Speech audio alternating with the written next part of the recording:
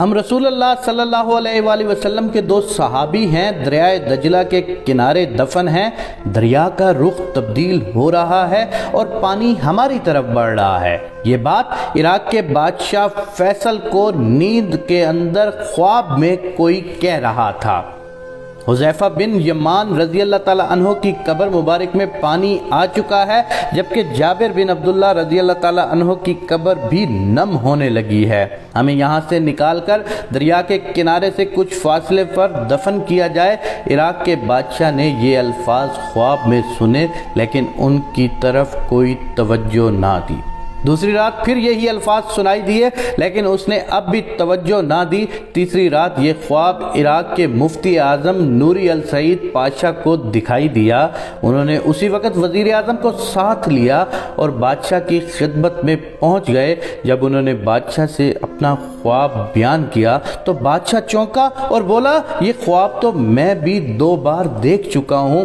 اب انہوں نے مشورہ کیا۔ آخر بادشاہ نے مفتی اعظم سے کہا، پہلے آپ قبروں کو کھولنے کا فتویٰ دیں، تب میں اس خواب کے مطابق عمل کروں گا۔ مفتی اعظم نے اسی وقت قبروں کو کھولنے اور اس میں سے نعشوں کو نکال کر دوسری جگہ دفن کرنے کا فتویٰ جاری کر دیا۔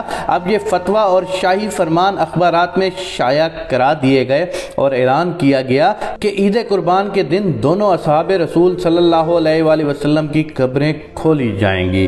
اخبارات میں جو ہی یہ خبر شائع ہوئی تو دنیا اسلام میں بجلی کی طرح پھیل گئی۔ اخبارات کی دنیا اس خبر کو لے اڑی، اور مزے کی بات یہ کہ یہ حج کے دن تھے۔ تمام دنیا سے مسلمان حج کے لیے مکہ اور مدینہ میں پہنچے ہوئے تھے۔ انہوں نے درخواست کی کہ قبریں حج کے چند روز بعد کھولی جائیں تاکہ وہ سب بھی اس پروگرام میں شرکت کر سکیں۔ اسی طرح حجاز مصر، شام، لبنان، فلسطین، ترکی، ایران، بلغاریہ، روس اور ہندوستان وغیرہ ملکوں سے شاہ عراق کے نام سے بے شمار تار پہنچے کہ ہم بھی اس موقع پر شرکت کرنا چاہتے ہیں۔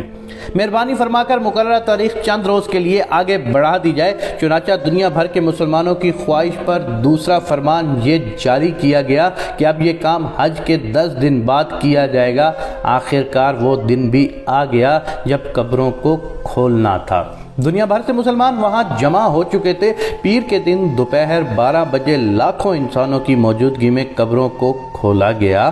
حضرت حذیفہ بن یمان رضی اللہ تعالیٰ عنہ کی قبر میں کچھ پانی آ چکا تھا، جبکہ حضرت جابر بن عبداللہ رضی اللہ تعالیٰ عنہ کی قبر میں نمی پیدا ہو چکی تھی۔ اگرچہ دریائے دجلہ وہاں سے 2 فرلانگ دور تھا۔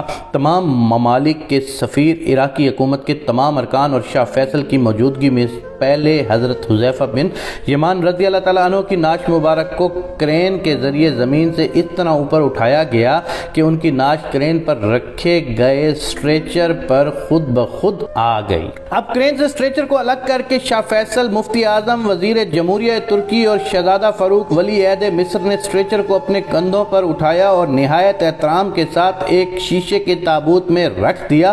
پھر اسی طرح حضرت جابر بن عبداللہ رضی اللہ تعالیٰ عنہ کی نعش کو نکالا گیا۔ دونوں نعشوں کے کفن بالکل محفوظ تھے، یہاں تک کہ داڑھی مبارک کے بال بھی صحیح سلامت تھے۔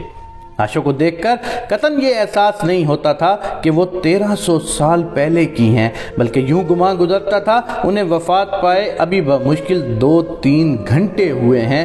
سب سے عجیب بات یہ ہے کہ دونوں کی آنکھیں کھلی ہوئی تھیں۔ ان میں اس قدر تیز چمک تھی کہ دیکھنے والے ان آنکھوں میں آنکھیں ڈال کر دیکھ نہ سکے۔ بڑے بڑے ڈاکٹر یہ منظر دیکھ کر دنگ رہ گئے۔